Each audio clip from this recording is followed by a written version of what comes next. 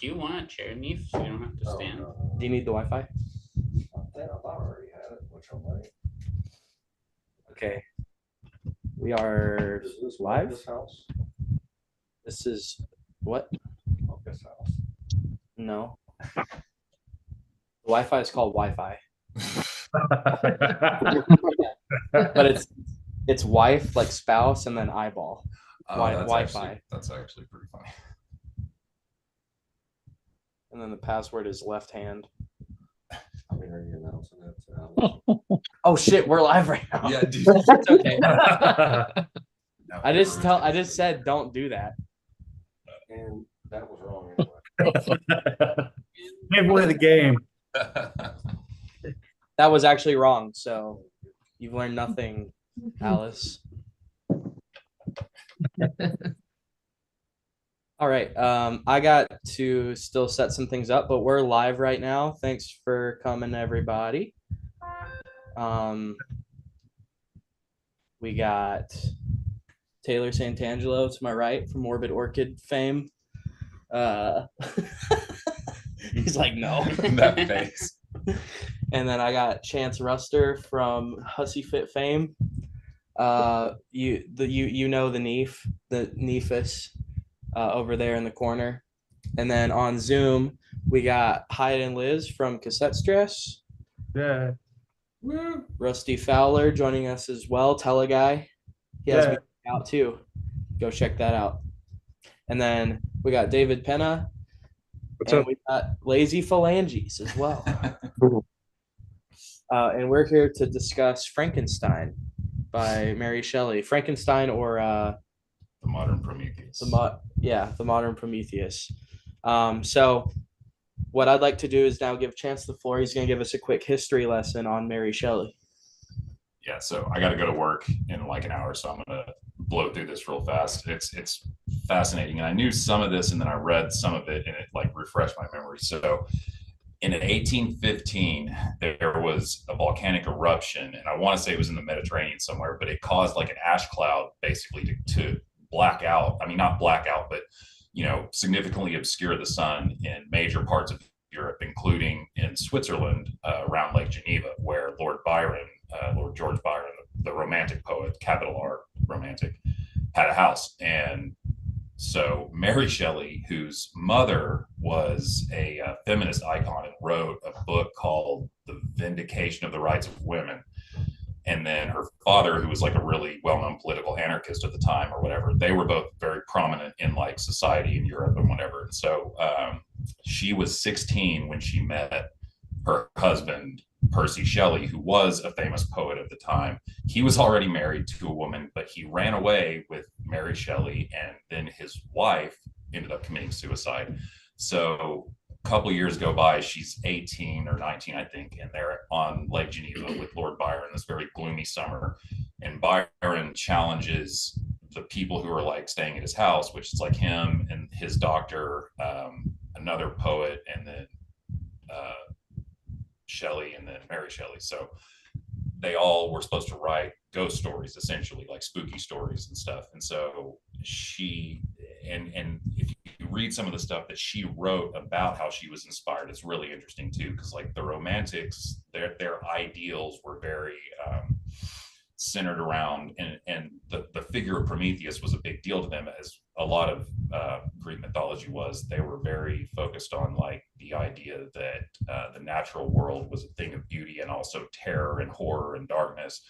They sort of were rebelling against the scientific kind of materialistic view of the world that was really prevalent at the time. And so he challenged them to write these stories, and Mary Shelley said she woke up and she'd had like a dream essentially about a man using what they called galvanism and electricity to reanimate dead tissue, which was actually sort of like a topic of conversation at the time. So anyway, so she starts writing the story, and she wrote it as a short story initially, and then was really encouraged by Byron and her husband to pursue it. But then when she first published it, and I guess it was like probably 1819 when she published it or something like that, the first edition didn't have her name on it because obviously women, it was very frowned upon societally to be an author. And but then by the time the second edition was published, her name was on it. By that time, her husband was dead. He had drowned in a boating accident. And when they burned his body, his heart was calcified to the point that it did not burn. And she kept it her entire life. And it was buried with her, like, whatever, 50 years later, with her and her son. But so Frankenstein is considered to be the first science fiction novel, like, of all time, basically, because of, the themes in it. And it's just so eloquently written. It's really great. But I don't know, but I also hate Victor Frankenstein. I think he's a piece of shit. So that's going to be an interesting topic to get into. We will talk about so.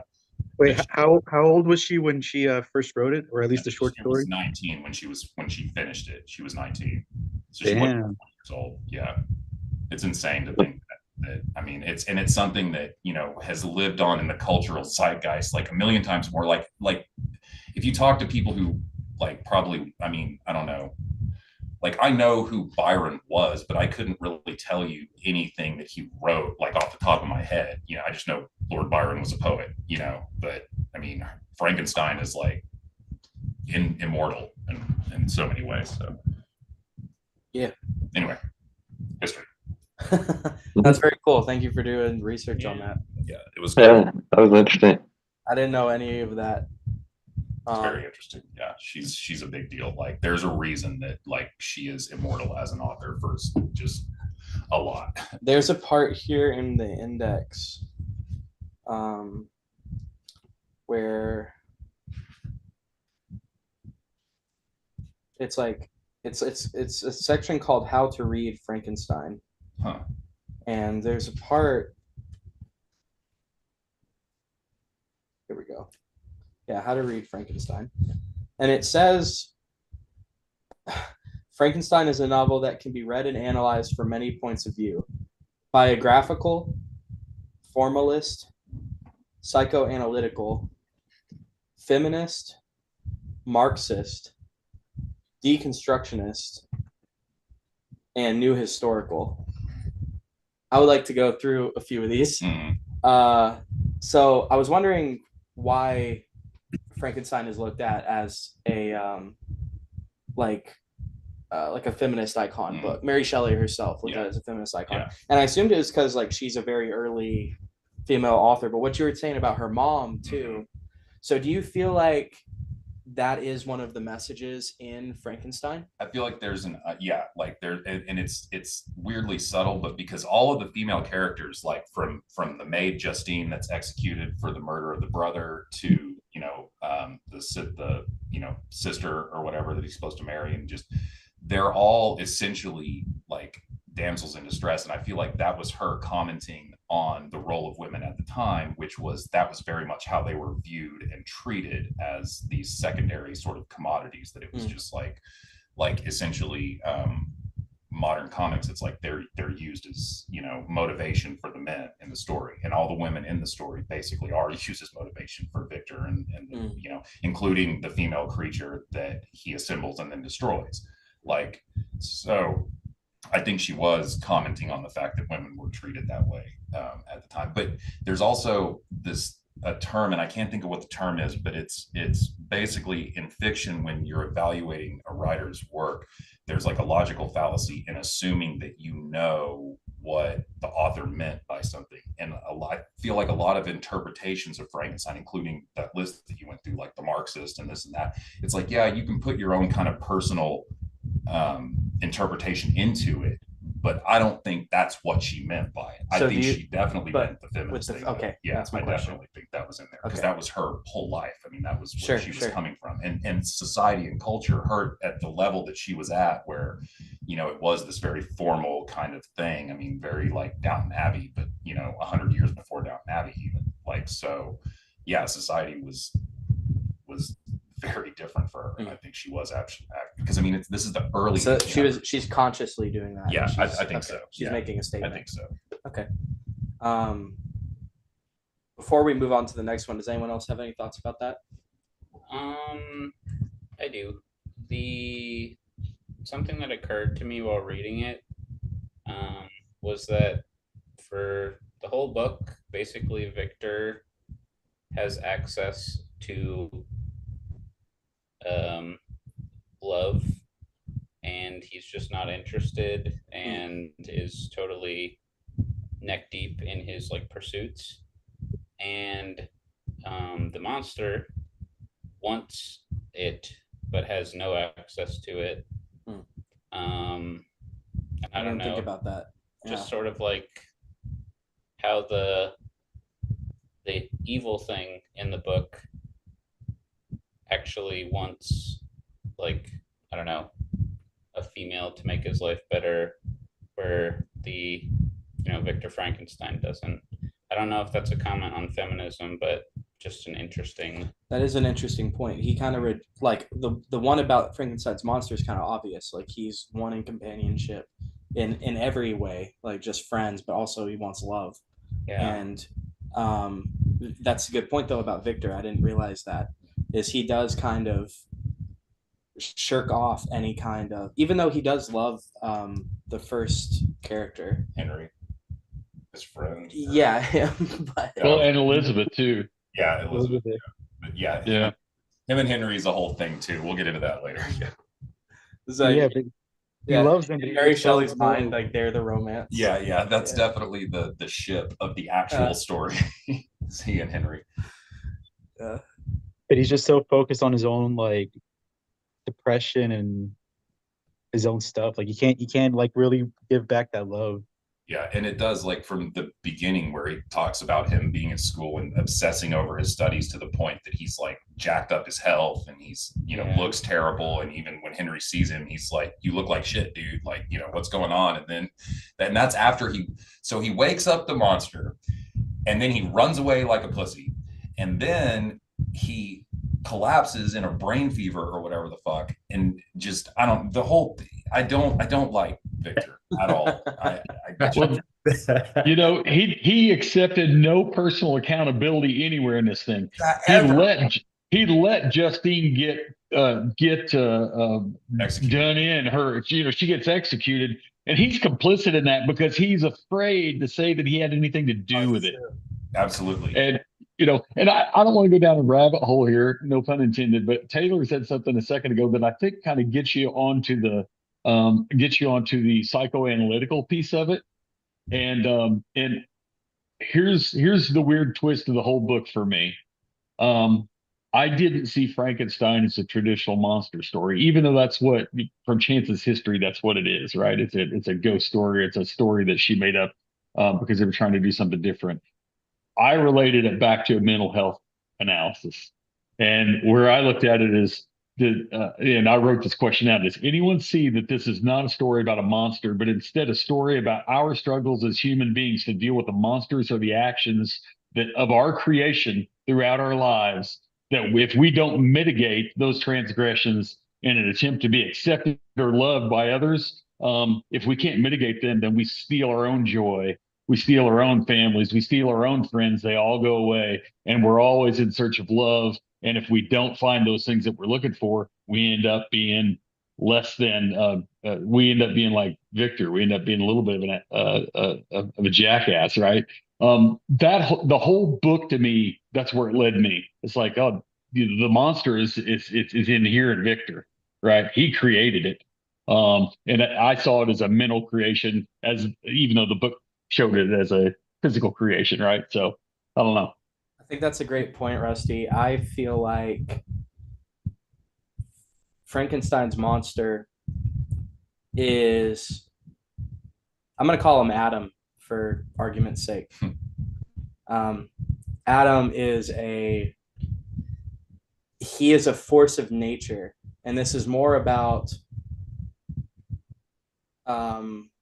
like fuck around and find out just in Victor's life.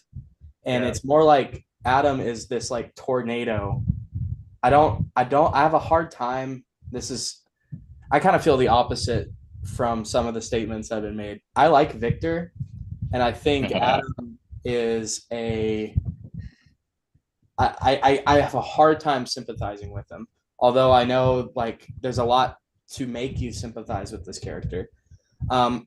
And We can get into Adam's morality in a bit, but I want to tackle a couple more of these real quick.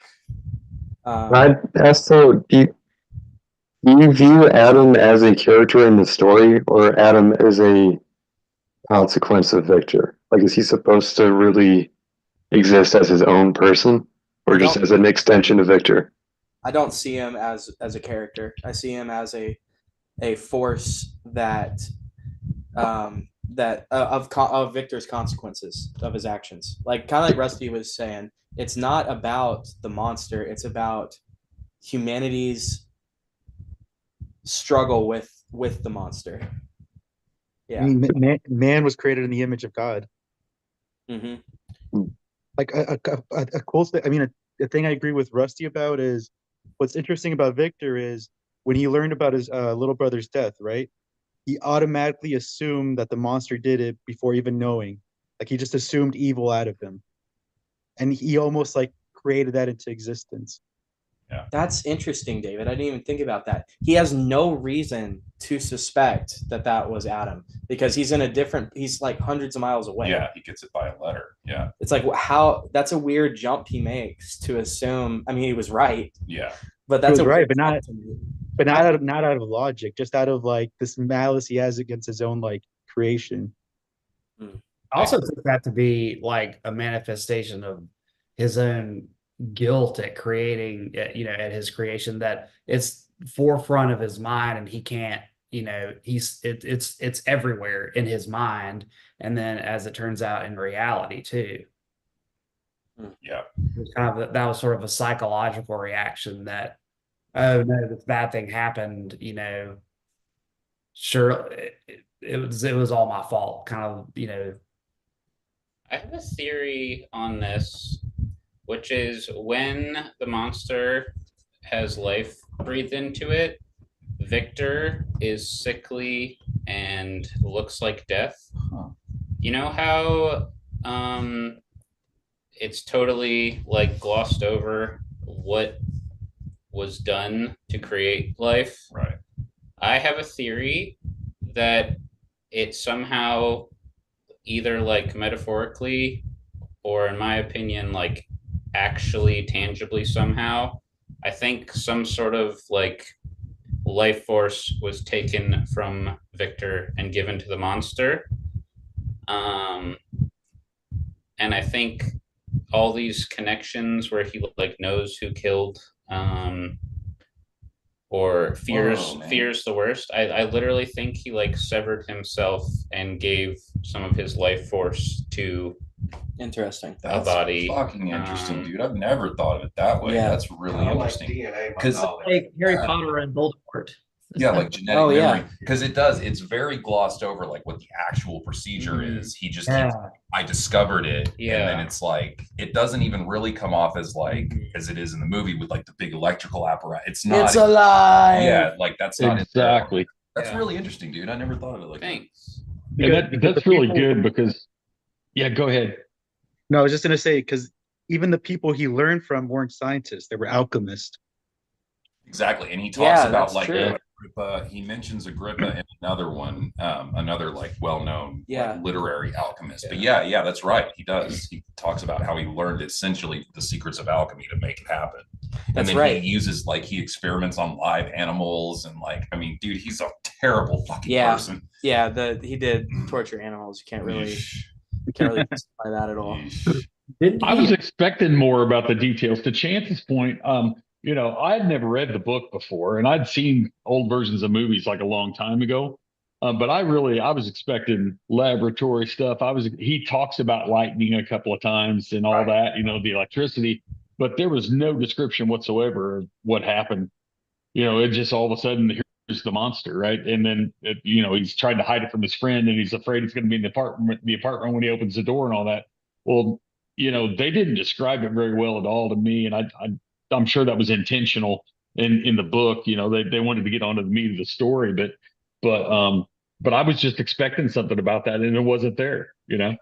Well, and when you think about it too, like back to the whole thing about her being so young when she wrote it, and it's product of the times or whatever. There's a lot of time dedicated to the description of society and the inner, like the back and forth and the letter writing and the traveling and the all over Ireland. Like there's so much of that book that you could probably drop that's that shit that it's like, yeah, that gets tedious as fuck. And that's her writing her experience as a young person. Like just, so, but yeah, I'm with you on that. There's very little that is what Hollywood took out of it. Yeah. I do feel like this book could have been like half as long. Totally. It was kind of hard to get through. It's very Jane Austen in parts, which I mean, not that that's bad. Like I don't dislike Jane Austen, but yeah. I feel like it could have been like half as long, but also I was thinking about like if it's 1818 and you're gonna buy a book, you want to like get as much use out of that.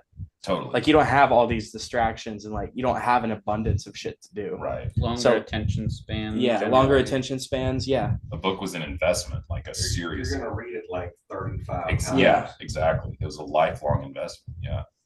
Yeah. So I guess it does make sense to be a little bit more wordy at the time this was written. Yeah. And it's a product of the romantic poetry, that overflowing of kind of like not necessarily like physical description, but like the description of the feelings and like the thought processes and whatever.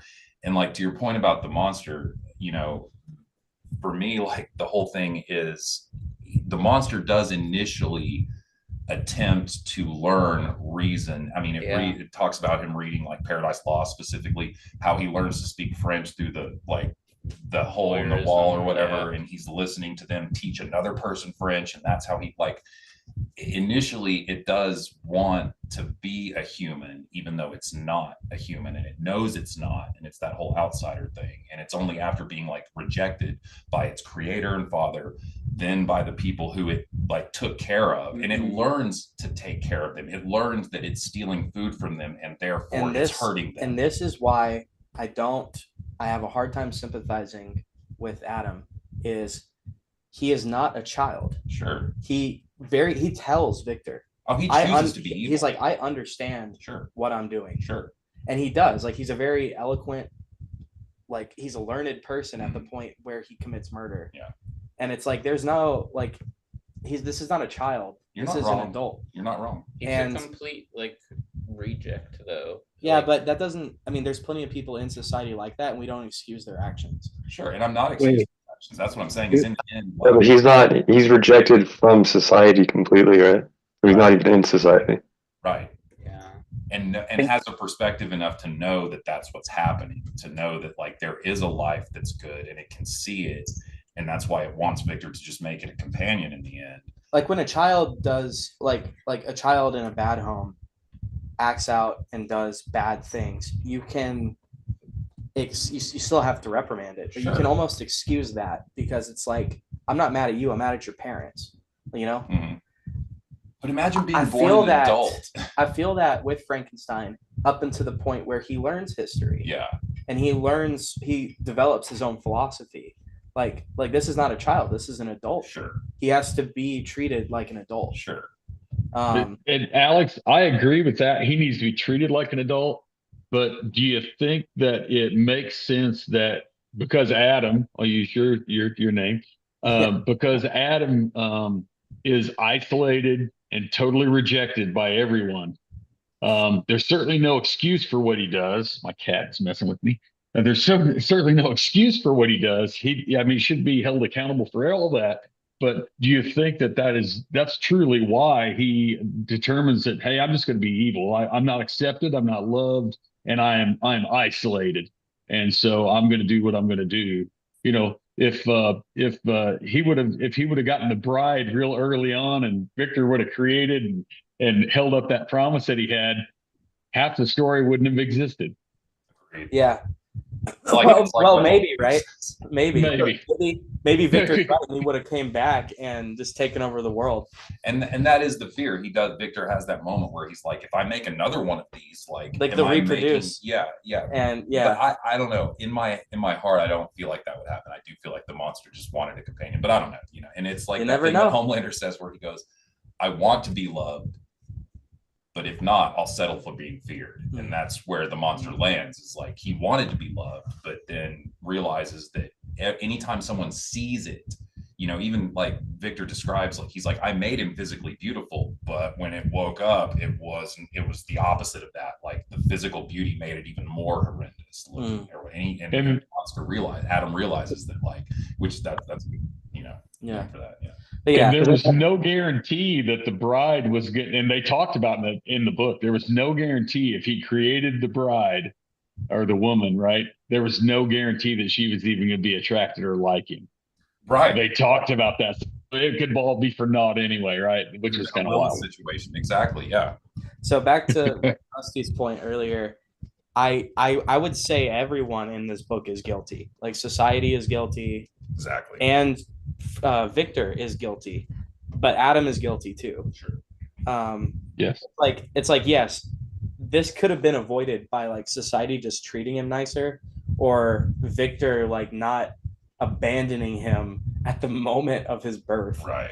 Like, yeah, this could have been fixed. I don't know. Whenever I hear, like, going into this, I thought it was going to be like, and you guys correct me if you disagree, but I feel like the pop culture around Frankenstein is the real monster is society. And it's like, he's actually just a victim of circumstance. And that's just not what I got out of it at all. When you say he, you mean Victor or the Adam. or both? Adam. Yeah. Okay. Yeah. So what I disagree with is I thought earlier you said you viewed him as a force of nature.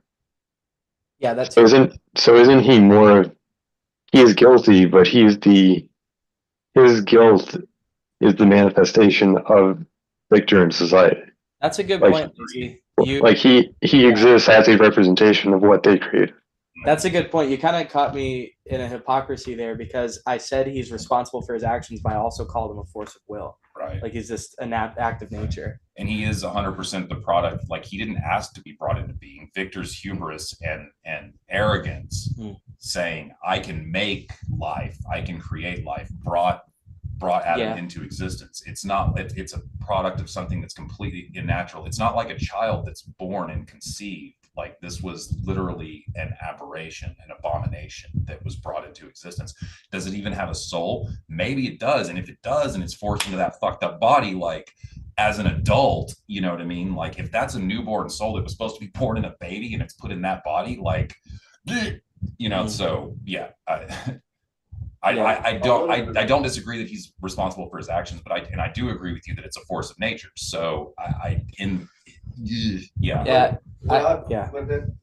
What that actually touches on is what I've always seen in all the different versions of whatever version of Frankenstein the society has looked at it. The overarching theme that I've always seen come out of it is that the monster Adam is the representation, much like you're saying, not just of Victor. Victor is also another representation of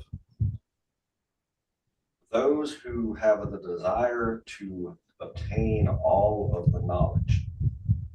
And society wants and needs this knowledge, or thinks it does, but when it goes against what makes it comfortable, society shuns and fears it.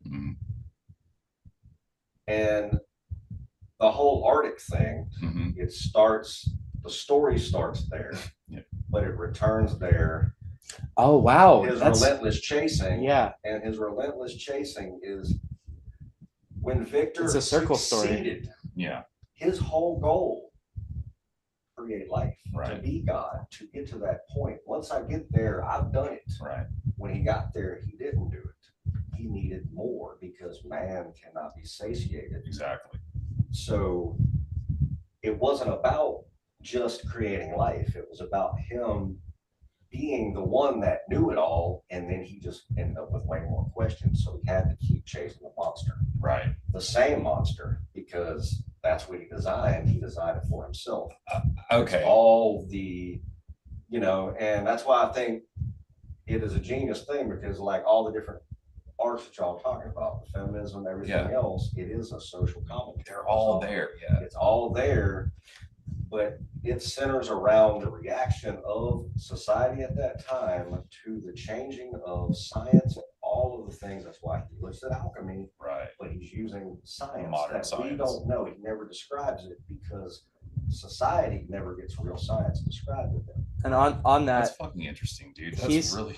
so he's telling the story to the captain of the ship, Mhm.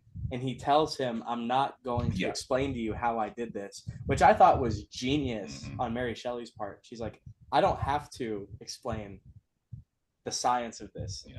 Because of the way she set it up, and that's it works. It's a It great works. example of show don't tell. Like it's Yeah. one of the best early like It's- modern. And Yeah. metaphorically, Fucking it can be genius, dude. applied She's a to genius. any science. Mhm. Metaphorically applied to any science or any discovery or any search for knowledge. Right. I have actually heard Adam compared to like this book being a. I heard that it may be an allegory for electricity itself. Possibly. As At like the time, this, it was a very new thing. It was a very new thing. And And again, it goes back to the whole thing where there's multiple interpretations that she may have had all that stuff in her brain at once, but probably wasn't trying to So- like focus it in any one direction. It's just that that very rare thing where it's like a person hits genius level, like whatever it was that she tapped into when she nailed this story is fucking immortal. I could see biographical, I can see feminism, Uh-huh. I can see psychoanalytical. What does this book have to do with Marxism? See, that one I don't Wait, I can add on to that. Take it away, okay, David. Yeah. Okay. So here's what's interesting. Very early in the beginning of the book, when he's telling a story and he's telling the sailor guy his background, right? He tells him, "I had very loving parents who were very tender to me, but more importantly, you guys know he's like really rich, right? Yeah. Like all the characters that we see are either rich or were rich at some point. Right. Like these are people who could decide, you know what, I'm going to take a trip to England. It might last me a year. I don't know how long, but I have the money for it anyways. Like even the family he was spying on, they were rich beforehand. Right. They were just in exile at the moment. And it's kind of this idea of like all these people that he sees that are deemed good people. Well, what were their upbringings and how much wealth did they have? Okay. I can see that. And that it's like all of them are members of the bourgeoisie or whatever the fuck, like that the Marxists were rebelling against. So that does sort of make sense to me. And then Frankenstein is like the lowest of the low. I mean, not Frankenstein, the monster. Adam is like the lowest of the low. I can also see exactly. Yeah, that I can see that. I can see that, David, and also hanging out at Lord Byron's castle with your famous poet husband. Yeah. Is like a very like we should just all be socialists. Yeah, it's a very let them just swilling wine. Yeah, for sure. Yeah. And again, like, okay, so this is the time period where this was written is sort of immediately after the Napoleonic Wars, which fucking devastated Europe. I mean, so one of the things I read was that they traveled through the countryside of like France into Switzerland and Germany, where, I mean, Napoleon had been rampaging for like, I mean, really a decade or more, basically. And it was just completely devastated. So there was part of that. Also, the thing about it being biographical, her mother died not in childbirth with her, but like almost immediately after she was born, and she carried a lot of like, I guess, personal grief about that. And then on top of that, her first child, when she was like 16, before she ever even wrote the book, was stillborn, and she lost like 2 more children right around the time that it was written. I mean, because she married Shelley when she was like 16. He was not a good guy. I mean, I understand that was like parlance for the times or whatever, but dude, like, I don't know, the dude didn't sound like a really good guy. Like, he definitely just totally abandoned his first wife to hook up with Mary Shelley, and then didn't divorce her, just like basically married Mary Shelley illegally, and then she killed herself. It was really sad. So yeah, I can see the biographical thing too. I don't, sort of jumping back to my opinion. Peace, Neif. Jumping back to my opinion that the monster is literally like part of Victor an interesting way to read the book would be that there is no monster and it's just insanity, like someone mentioned, and Victor's the one doing the killings. And correct me if I'm wrong, but anyone who sees the monster that's not Victor dies. Oh. Well, no, he doesn't kill the family. Except for the people on the ship at the end. Well, in the family. Yeah. Oh, right. Yeah, the family he was with. Yeah. I guess too, like right at the start of the book, he sees. Wait, no, they didn't see him. No, yeah, they did. Yeah, they did. Yeah. So probably not, but just an interesting. I see what you're saying though. It's like it's almost like a Dr. Jekyll and Mr. Hyde thing. Yeah, and even if it's not, like, I don't think they're contained within the same body, as I was just saying, but I do think it's like Victor gave the monster all the best traits, but the worst circumstances, and Victor has all the worst traits, but the best circumstances, and it's just kind of a mirror of society and how you kind of are a product of where you exist and how you're treated. So yeah, I think Victor's a good character because he is devoted. That's why it's the alternative title for Frankenstein is the modern Prometheus, and he is hell-bent on the pursuit of knowledge and of science, and he is willing to go to any lengths to further knowledge. Kind of like ends justify the means, like very Machiavellian. And he fucks up, and you don't see him do any science after like he kind of gives up on his pursuit of knowledge after Adam is born, and then he does completely abandon all responsibility, and people die as a consequence of it.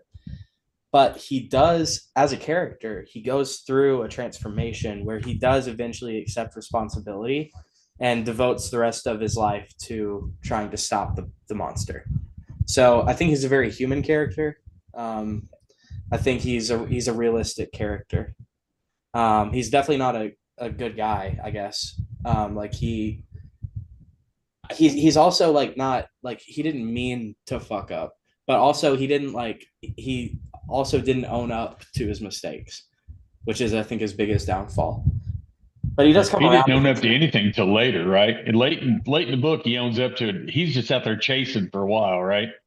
And he still hasn't until later in the book. He doesn't fess up to everybody and say, "This is all my fault," until late, Yeah, you're right. Yeah, I won't justify Victor. I just think he's got a good character arc. He goes through a lot of growth and development. Do you think that could play into the whole like if it is more of a representation of science in general, where it's sort of like he's a great scientist that discovers this thing and then doesn't take responsibility for it being now unleashed in the world. So it's sort of like scientists will discover these amazing things, let's say electricity at that time, and suddenly now that it's known, it's kind of beyond them, and they're like, well, it's not my fault. People are using it like this. I agree with you. And I feel like this whole Frankenstein story is going to come up again once AI becomes intelligent enough. Oh, yeah, that's true. I bet it will. And the development of things that come along, and then I don't know what to do with it, or it's not tested. It's not a. Well, that sounds familiar within the last few years, huh? Yeah. The dangers of fucking around with science is. I would almost say even that Mary Shelley is this kind of warning about knowledge, like, hey, if you go looking, like, you may not like what you find, and it may get you or others hurt. But Victor is like preachy about it. Victor's like telling the captain, Wilton, something like that.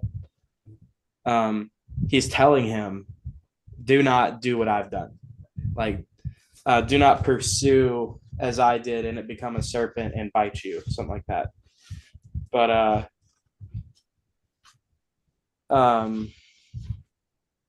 yeah, I don't know. I want to believe. Okay, here it is. You seek for knowledge and wisdom. This is page 20. You seek for knowledge and wisdom as I once did, and I ardently hope that that gratification of your wishes may not be a serpent to sting you as mine has been. So, like, Victor's telling you to be anti-science in broad terms here. Like, he's telling you, hey, this is science is dangerous. Take my example here and don't pursue knowledge, because if, in my opinion, this is like the biggest breakthrough ever.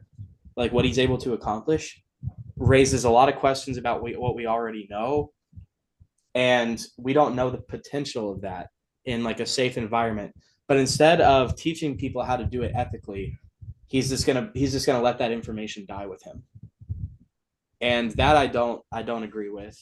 I think knowledge is above, it transcends morality, where even if people are going to do bad things with it, people should have access to that information. Basically, I guess what I'm saying is, who are you to play God and tell people what they can and can't know? If people are going to make their own mistakes, isn't that kind of their own agency to do that? Maybe there's your Marxism, like there's your knowledge is above commerce too. Yeah. Knowledge is above money, and knowledge should be free. Yes, education should be free. Yeah, I do agree with that. I don't know if I agree with what you said, because I feel like at least the argument could be made right now. We're so interested in AI because at its best it could bring good things to the world. But Victor kind of just chased this for glory. Like, there was no goal of what it was for the sake of knowledge. Yeah. He wasn't trying to achieve something great. He was just trying to, which I would argue that pursuit, just chipping away at what is known, is a great pursuit. I mean, I get why it's like enticing, and I'm a human too, so I certainly am interested like everyone else. But I guess what I'm saying is, when you pursue knowledge, you don't know what the consequences of that knowledge, because it's unknown to you. So you don't know how useful that thing is going to be. In the context of Frankenstein, wouldn't the message be more that like that's true, but also you're responsible for it, the consequences? Yes, you do have to accept responsibility for what you do. Yeah. So like with AI, like that's if it enslaves mankind, it's like, well, I'm sorry, but that's kind of a little too little too late. You kind of, but who's responsible? I'm glad you feel bad about this, but who's responsible for it? The people that created it and discovered it, or the people that used it? I guess humanity is responsible. People that abuse it. We're gonna abuse the hell out of AI once it comes out like that. That's interesting, David. So is blame off of Victor and more on the people that abused Victor or abused Adam? I mean, both, but Adam wouldn't be abused if he owned up right from the beginning. Yeah. Okay. Fair point. Yeah. None of that would have happened if Victor just stepped up. Yeah. But I mean, can you really blame Adam and Eve for eating the apple? I have a lot to say about that. I have a lot to say about that. Do we want to get into that? I'll relate to the book. I'll try and make it quick and bring it back around to Frankenstein. That was a setup. Like, the Garden of Eden is a setup. Like, everything is supposed to happen that way. So it's like it's like I don't know. How do you? I mean, first of all, I think we're probably all in agreement that didn't happen literally. So what we're dealing with is an allegory, right? And even if it did, it's a setup. I agree with you. Yeah. It's a total fucking setup. Yeah. But it's an allegory for it's an explanation of where we are now. Basically, shit is not perfect because we pursue knowledge. I don't disagree. Which is what this is about. I do not disagree. Like you're gonna fuck around, you're gonna find out. Sure. And I think that is the coming of age story for humanity, is the Garden of Eden, where it's like, okay, it's that story of Siddhartha Buddha, where it's like he's in his dad's garden, and everything's perfect, and his dad shelters him from all of the suffering in the world. Right. And then he goes outside. But he's not happy with it. Right. He doesn't respect the beauty and the perfectness of what he has. So he has to go out into the world until and he see sees evil the corruption and see suffering. Yeah. And then once he comes back, he can appreciate it. Yeah. That's what the Garden of Eden is about, is in order for us to become like a god, we must go into hell. We must experience the worst suffering. Which I agree. And only then will you appreciate peace and harmony. So anyway, but apply that to the monster.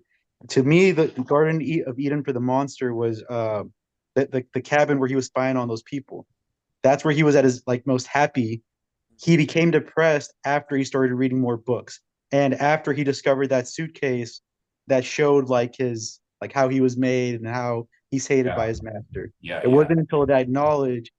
It wasn't until after that where he became murderous and hateful. Yeah.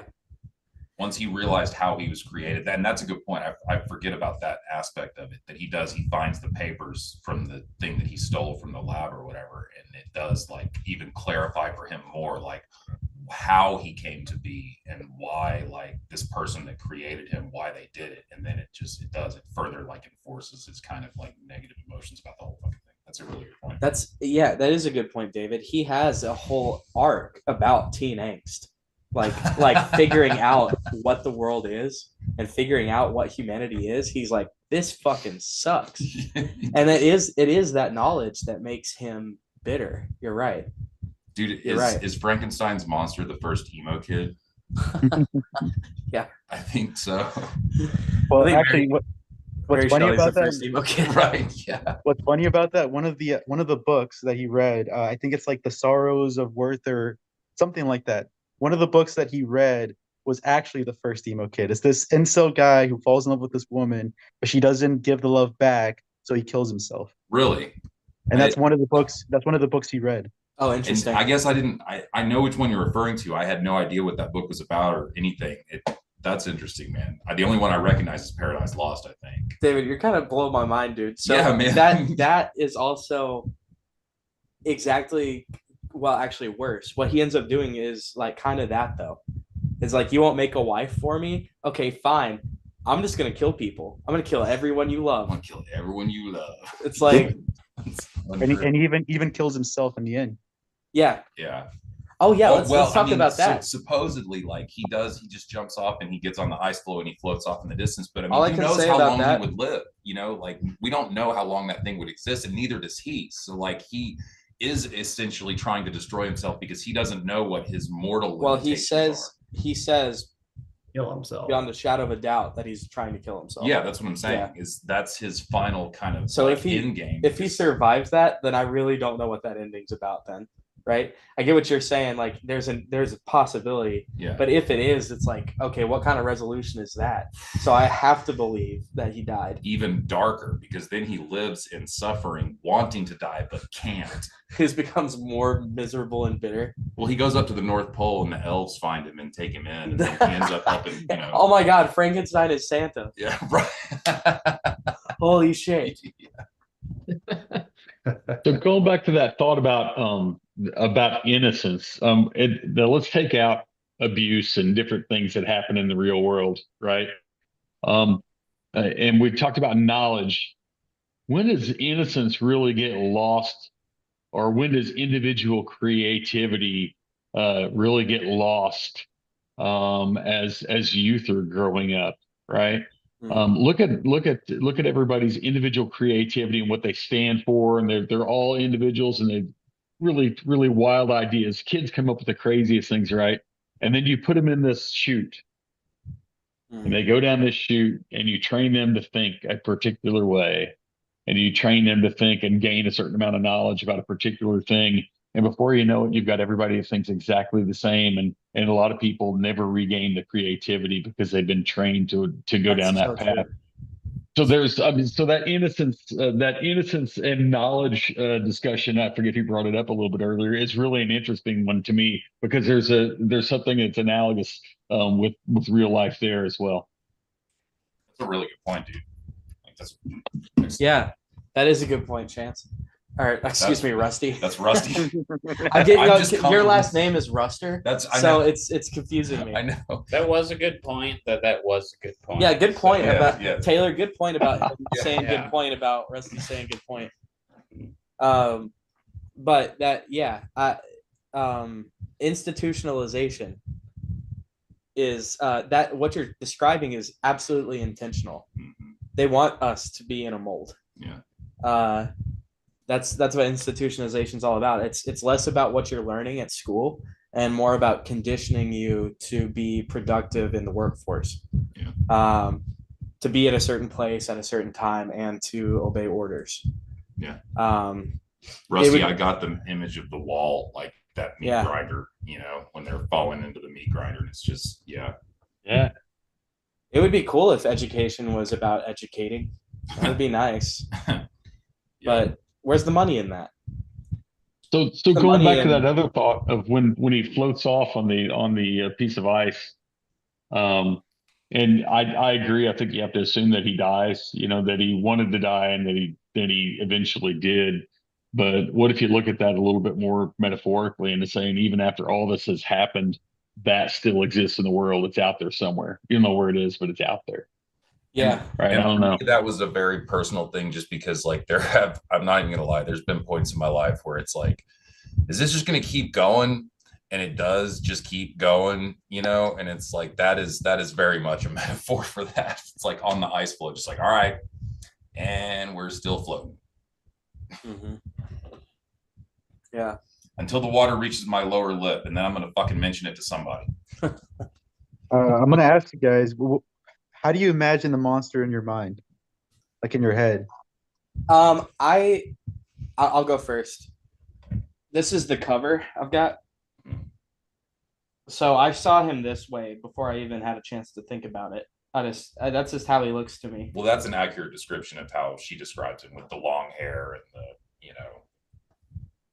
giant, like it's a giant body, specifically because the arteries and the veins and the muscles all have to be bigger so he could work with them, I just realized this is an anti-Narcissus too. Yeah, sure. Oh, whoa, dude. Yeah. Man, with the reflection. Yeah. This book is a lot deeper than I realized now that I'm talking to you guys about it. I mean, he hates himself. Like an onion or like a cake. Everybody loves cake. Frankenstein is like layers. Yeah. Like onions. Layers. Yeah. He sees himself and he hates himself. Yeah. I gotta pee. Y'all go ahead. No, that's a great image. Yeah. What did you guys see him as? How did y'all visualize the Adam, the monster? I think in a lot of fiction, like movies and stuff, they kind of picture him as like a more generic monster, zombie looking thing.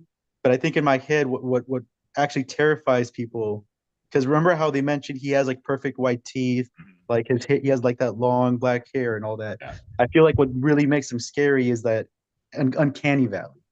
Yeah. Where it's like an attempt at humanity, but it's not humanity. That's a great, and that phrase is perfect for that, Dave. Like, yeah, absolutely. That uncanny valley where it's like, it's kind of human, but it's not quite there. And in fact, it's almost too human. So it's fucking terrifying. Well, it's also like 8 feet tall. Does that look like the same thing as that? No, Is that what anti-Narcissus means? Well, yeah, sort of like, because, Narcissus he was looking at his reflection and became so fascinated with it that he fell in the pool and drowned, right? Because he was so beautiful. And so, but yeah, no, like the flowers and the way that he looks in the reflection is different. Like he is seeing himself differently. Yeah, that's a really good point. My mind is now blown like yours was. 3 minutes ago when you said that. Yeah, That's it's cool. I think everything about this image is like that's absolutely a nod at Good the piece story of of art. Narcissus. Yeah, that's really interesting. Yeah, I like this cover a lot. Okay, so who's next? Visualize. Well, it's an anti-Narcissus because Narcissus essentially fell in love with his reflection and stayed there and looking at himself until he died. Right. So he fell in the water, right? Or am I wrong about that? No. He just stayed and looked at himself and wasted. He turned into a flower. For whatever reason in my head, I had it that he kept getting closer to it until he just fell in the water and drowned. Anyway, yeah, that's even better. He's just staring at it until he just dies from dehydration. Okay, yeah. Kissing himself. But he sorry, go ahead, Hiatt. But in this case, Adam is looking at himself and has the opposite. He hates everything about himself. Oh yeah, that's right. Yeah, absolutely. Yeah. Narcissus looks at his reflection and wants to die but can't. Like I do wonder if that body is immortal. Like we keep coming around to that thing about he does say that it's he also wants to die. Super interesting that Victor thinks it's possible that he might be able to reproduce. That is super weird. Yeah. That takes the whole dismembered corpse that is not alive, kind of takes that away and makes it more like this is a life form. Absolutely. Well, he gets shot in the book, right? He gets shot, and it talks about it takes him a while to heal. I forget how long it says, but it takes him a while to heal. Yeah. Right. So that doesn't necessarily mean that he couldn't be immortal. It just means that he does suffer injury, but can and he might be able to be physically killed, physically destroyed. But as far as no an cell aging degeneration, thing, he would just go on perpetually if he wasn't killed in battle or whatever, or physically. Yeah, that's a good point, man. Something I thought while reading this, it just kept occurring. I was like, this is so. I had the thought this is so cliche, and then I had to remind myself, no, it's not. It's literally what invented the cliche. Yeah. And what if you were reading that when it came out, when Shit You Imagine was so much more scary? Yeah. The floating away with an uncertain end is fucking terrifying. And how many movies Interview with the Vampire at the end, the fucking vampire comes right back down and I've been listening to that for centuries. Yeah, I don't know. That's pretty cool. And that is the definition of what the romantic poets, the capital R romantics, that was their sort of ethos, was this idea of the dark ending, the picture of Dorian Gray story, same you're we'll get around to that one too. Yeah. Picture of Dorian Gray. Yeah, I'm reading it right now. That's right on. Yeah. And that the romantics, that was their that was their baseline ethos, was that darkness of ending where it's there is no happy ending. There are essentially the only redeemable characters in this story are killed as motivation, because even the captain sort of describes himself as being obsessed with finding the North Pole or whatever, the center of magnetism, to the point that it's if he hadn't run into Frankenstein, he probably would have killed his crew trying to find it. Yeah. You know what I mean? Dude, that's a good correlation. Damn. And he's super fucking bummed he has to go. Yeah, but he does eventually. He does turn back and save his crew based on, I always felt the first time I read it, and then it really hit me this time reading it, because it was been 20 some odd years since I read it, but it was that at the end of it seems the only good thing that comes out of the story, the only positive resolution, is that the captain and his crew are spared the same Promethean fate, essentially. They were out pursuing knowledge. Right. They're trying to find new territory. Yep. And he for Damn, sure, dude. for sure, from hearing this story, is why he has the compassion he didn't. Absolutely. Yeah. Absolutely. And then meeting the monster, and then hearing that the monster basically says to him, you just got one side of the story, dude. Yeah. And we don't even really hear the monster side of the story at all, which is the whole other unresolved. We do at the point where he tells it to Victor. Yeah. But even what happens to him to get him to the Arctic, that's a whole other untold part of it. And he does. He's you got one side of the story, and he sucks, and I suck, and I'm going to now jump out the window. He's such a resilient person, which I mean, he has like super strength and super speed, but still, like he does not give up. Like Adam goes hard. I find his character very interesting and sympathetic. I always have. I don't excuse his actions at all. Like I believe the opposite of that. But it's like in the story that he was always like that. The almost the definition of an anti-hero before it was again invented. Like you said, it speaks to the cliche, but it's like it created the cliche in so many ways. Like, and it's that's why it's brilliant and immortal. This book is wordy and a little too long, but is very well written. And I like whenever there's like just beautiful prose in the books we're reading, I like to I always highlight that. And this isn't really anything like plot relevant. I just thought this passage was really beautiful. This is page 196. This is Frankenstein's vow to deal with, to basically fix what he has brought into the world. By the sacred earth on which I kneel, by the shades that wander near me, by the deep and internal grief that I feel, I swear, and by thee, O night, and by the spirits that preside over thee, I swear to pursue this daemon who caused this misery, until he or I shall perish in mortal conflict. For this purpose I will preserve my life to execute this dear revenge. Will I again behold the sun and tread the green herbage of earth, which otherwise should vanish from my eyes forever. And I call on you, spirits of the dead, and on you, wandering ministers of vengeance, to aid and conduct me in my work. Let the cursed and hellish monster drink deep of agony. Let him feel the despair that now torments me. It's so good.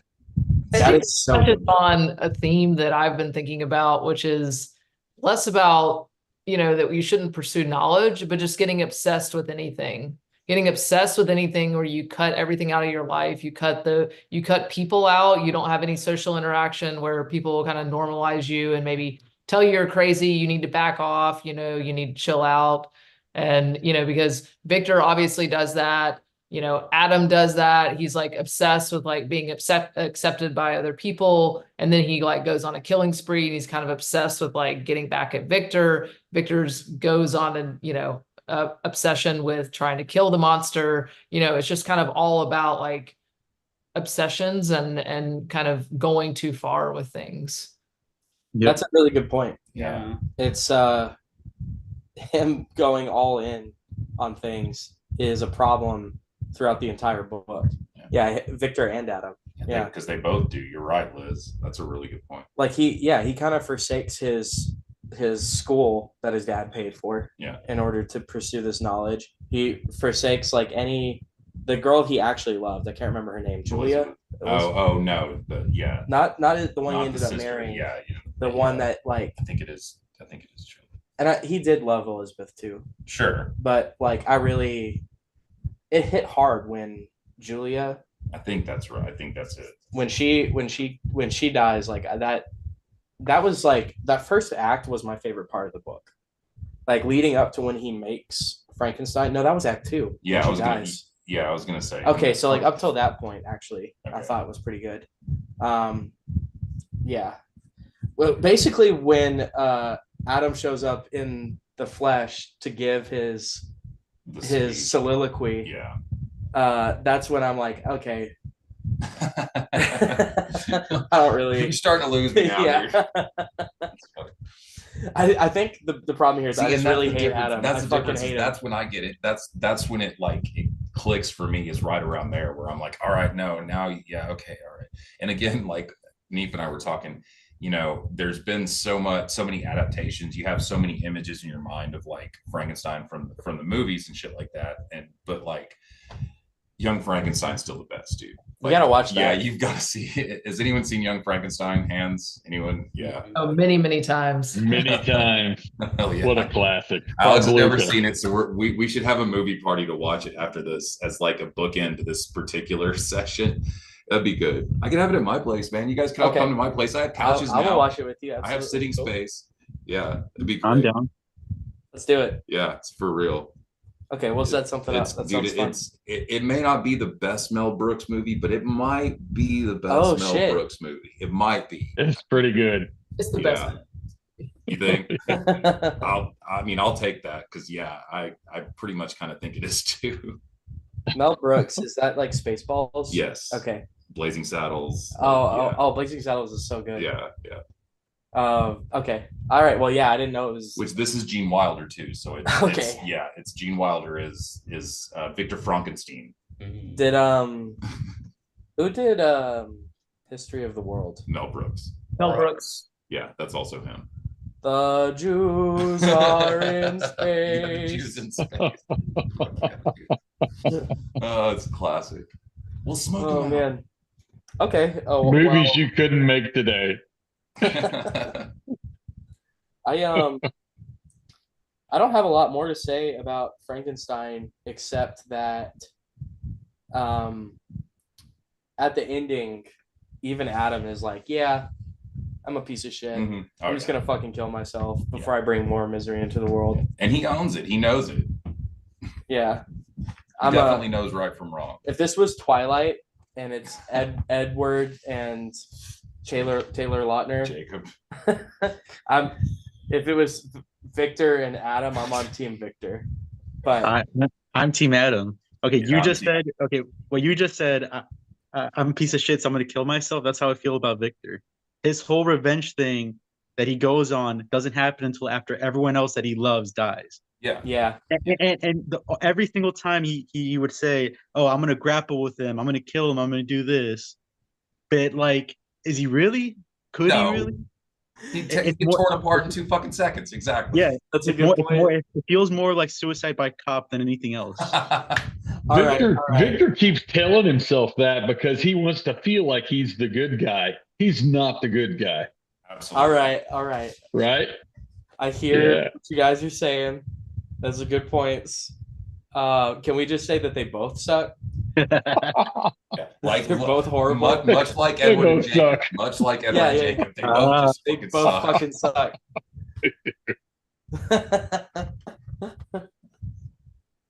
Like father, like son.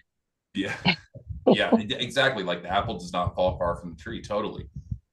Because again, if he had been a compassionate maker and stayed in that room with the thing he made and spoken to it, I mean, he doesn't even speak to it. Like he literally just runs. Like, I mean, I don't just I think it's also telling that when he finally does decide to do something about it, the only thing he can think of is to try to kill it. Yeah. Yeah. Which is human nature. It's well, he's a little emotional at that point. Like he's killed his little brother, like his young little brother, like his like 5-6-year-old little brother. Yeah. His like cousin basically, and his best friend and his wife. Yeah. So at that point he's like, I don't care to rehabilitate you. Fuck you. And that is a very like you guys are right that he's not like, even when he does decide to do something, it's not like I'm going to be a man and own up to what I've done. It's you murdered the people I care about. Right. And it's still personal. It's not virtuous. It's more. He didn't even really give a fuck about him now.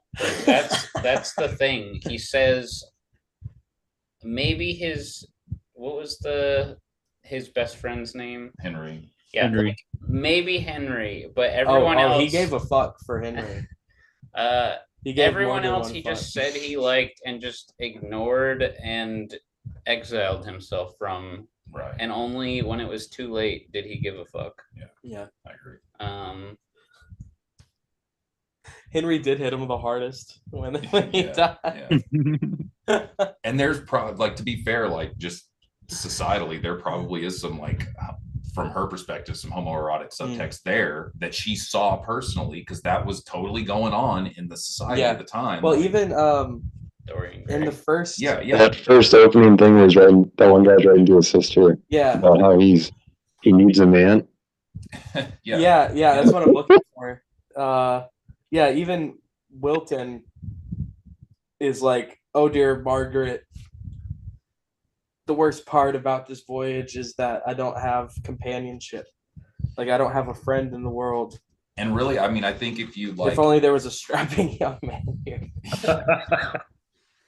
Like, like, I'm, you know, not queer, but like, if I were, like, I think I could probably see that as an allegory for like, and especially at the time, like, because that was probably projected as something that was very ugly, even though, like, you know, it could be like a person who was attractive physically, like, you know, the look of society at that point about, like, you know, queer identity was probably that it was an ugly thing. And so, you know, writing from that perspective, the creature for Adam to be like physically beautiful but still repulsive, like I could see that if, you know, if I was looking for it. So that's something I never really even thought about till like just now. And I'm sure that was, you know, a thing. I mean, Byron was definitely, you know, swang both ways. So it would be really funny if like this book just devolved into smut, like gay smut.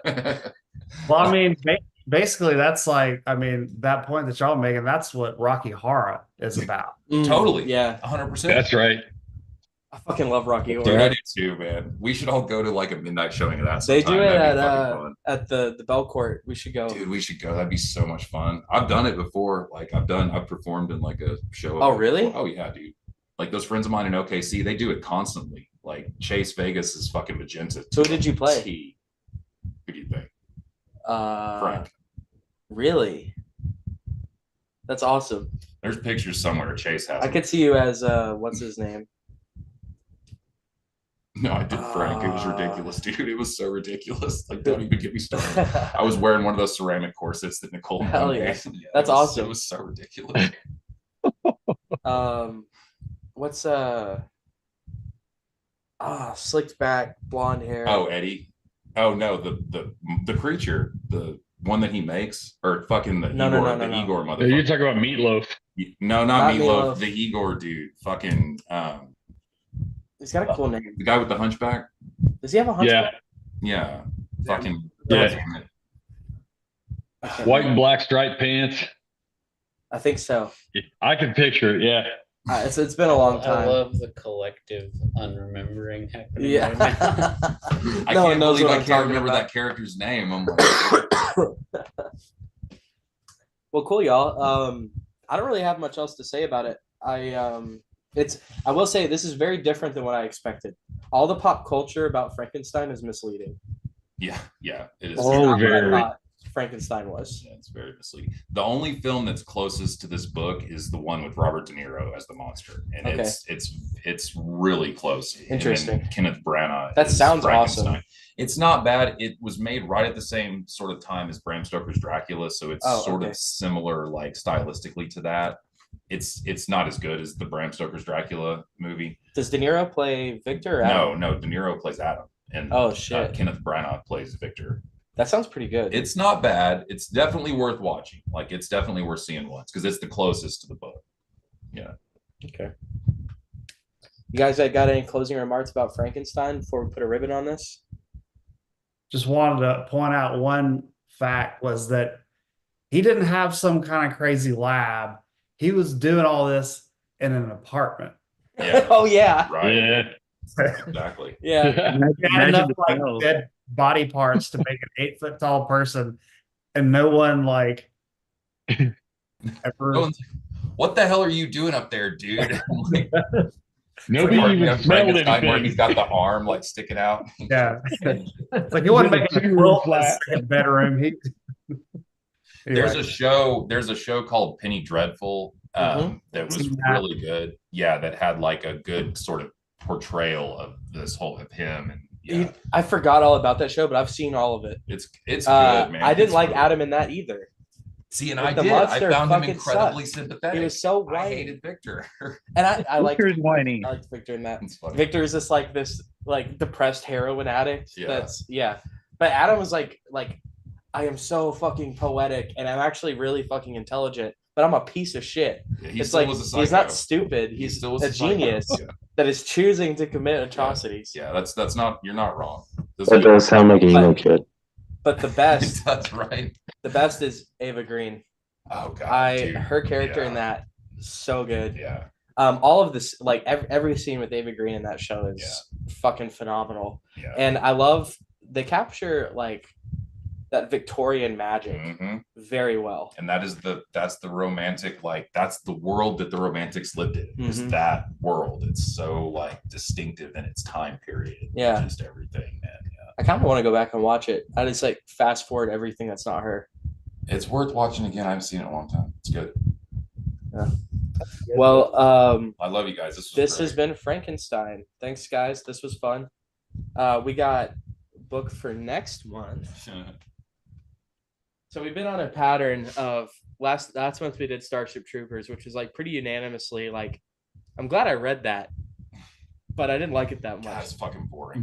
This time was kind of similar, where I'm like, it was wordy and I don't like these characters, but I am glad I read that.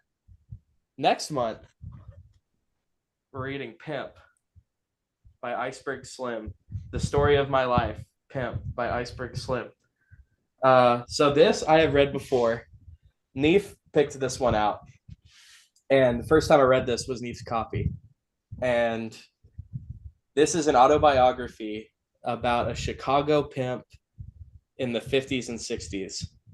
And it is extremely depressing. Also just makes you like, fuck you, dude. Like, you are a fucking piece of shit. But what I appreciated about it is he's very honest. He's like, this is what I did. Yeah. This is my life. And he does not make excuses for it. In fact, he's like, I am a monster. Yeah, he owns it. But he's like, but just telling it how it is. Yeah. And it's extremely well done. I'm very excited to read this again. So yeah, that's what we got on the agenda next month, Alice. Let's see. Any Morbid Orchid shows coming up? Yes, indeed. While you're doing that, any Hussy Fit shows, you know? Yeah, it's July 17th, I believe. I want to say the East Side Bowl. Okay. Yeah. Cool. Right on. And cassette stretch shows. What we got on the agenda? Yeah, seriously, I gotta come watch you guys play. Cool. So we got one July 17th at 5 Spot early show, and then we've got one on July 19th that Friday at Flavor 90s Bar with a dark wave band from Chicago. Sweet. Nice. I can come to that for sure.